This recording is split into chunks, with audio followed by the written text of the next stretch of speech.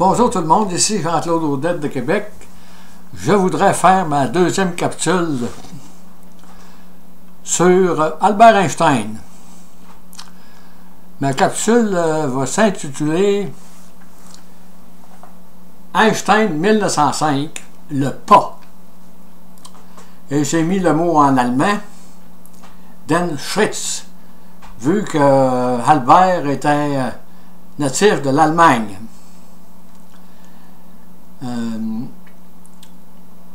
Là, je vais vous parler de la relativité restreinte de 1905. Mais avant, je voudrais faire un petit retour en arrière. Lorsqu'il était au bureau de Berne, il travaillait avec son ami Michel Bessot au bureau de Berne.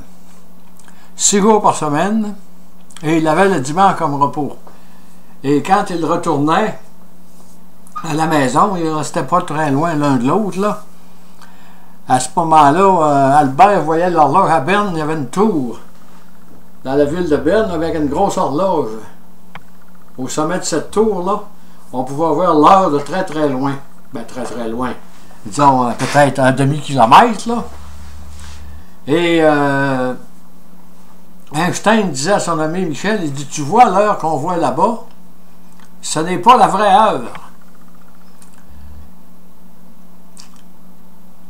Parce qu'il expliquait à son ami Bessot que l'heure que vous voyez, la lumière a pris un certain temps avant d'envoyer un photon de l'horloge à votre œil pour vous donner l'heure. Mais que lorsque votre photon, le photon que vous avez vu, arrive à votre œil, il s'est espacé un certain laps de temps. Donc, l'heure, quand vous voyez l'heure, la montre a avancé un peu. L'horloge, elle a avancé un peu. C'est avec cette petite subtilité que le grand Albert Einstein a réussi à concocter la relativité restreinte. Parce que Albert Einstein a toujours été fasciné par les horloges et surtout par la boussole que son oncle Jacob lui avait donnée en cadeau lorsqu'il était très jeune.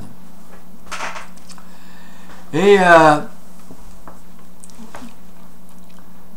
chemin faisant, des fois, Bessot lui reprochait à Einstein qu'il manquait souvent beaucoup de cours là, à l'université.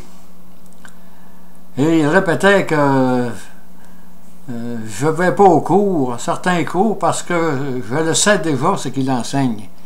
Mais Albert est un genre un peu solitaire et il lisait beaucoup sur les livres de la physique de son temps. C'est pourquoi, quand il comprenait les théories qui étaient émises, il n'allait pas au cours des professeurs parce qu'il savait déjà. Et en 1905, c'est là qu'Einstein, avec sa relativité restreinte, va révolutionner la physique du 20e siècle. Parce qu'auparavant, la seconde était la même partout dans l'univers. Autrement dit, la seconde sur une autre planète ou une autre galaxie, c'était une seconde. Mais Einstein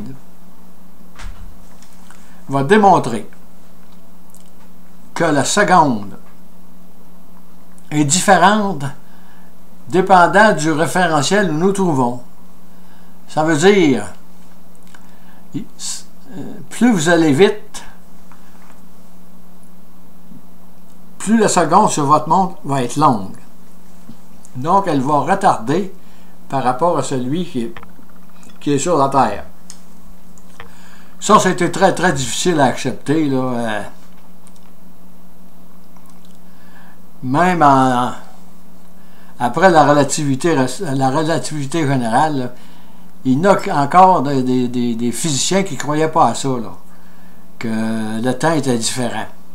C'est une notion tellement ancrée dans l'esprit des hommes, disons depuis Galilée, que le temps était absolu, et Newton avait émis ses théories sur le temps et l'espace absolu, mais Einstein va révolutionner la physique en disant, avec sa relativité restreinte, que dépendant de la vitesse où vous allez, la seconde ne sera pas pareille. Ça veut dire que plus vous allez aller vite, plus votre seconde va être longue sur votre montre. Autrement dit, votre montre, si vous allez à une très grande vitesse, votre montre va retarder par rapport à celui qui est demeuré sur la Terre, même si elle était synchronisée au départ, là, exactement pareil. Ça a été prouvé, les Américains ont prouvé ça qu'un avion, en tout cas. Et aussi, en 1905, Einstein va émettre sa formule E égale mc2. Et il stipule dans cette théorie que la vitesse matérielle de tout corps matériel ne peut pas atteindre la vitesse de la lumière parce que ça prend tellement d'énergie pour la rendre assez que c'est impossible. Et de plus, il fait sauter l'éther de Maxwell. Einstein dit en 1905 qu'on n'a plus besoin de l'éther pour propager les ondes électromagnétiques dans l'univers.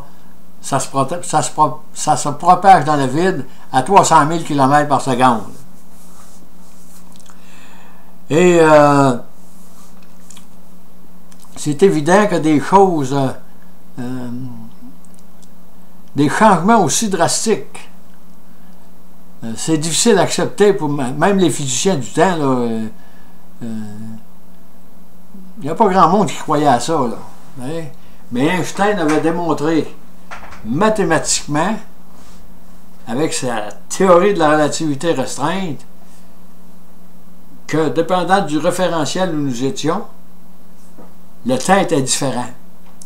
C'est ça qu'il appelait le pas, Einstein. Il n'était pas... Einstein n'était pas... Comment que je dirais ça? C'était pas un gars qui se vantait là, de ses prouesses intellectuelles. Là. Lui, il disait que c'était un pas. Einstein avait franchi le pas entre la théorie de Galilée et Newton pour nous amener la relativité restreinte. Et à partir de cette date, la physique que l'on connaît aujourd'hui n'est plus la même que celle du temps de Newton.